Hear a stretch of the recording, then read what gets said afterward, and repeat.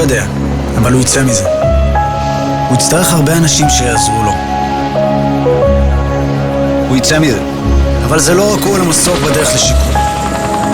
כולנו על המסוק הזה. גם דפנה ואילן, שפונו מהבית שלהם לפני 10 חודשים.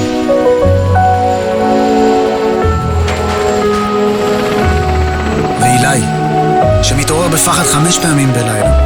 גם הוא על המסוק. ויוסי, שיושב בכל ערב מול החדשות, ובכל צהריים, ובכל בוקר, ודואג ליקירים שלו. ורוני, שחייב תמיכה רגשית.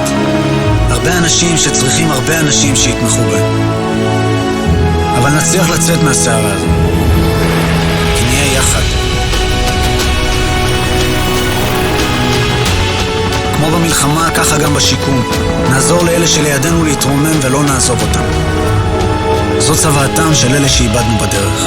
הגיע הזמן לשים את המחלוקות בצד, לחפש את הטוב המשותף, לצאת יחד לדרך חדשה.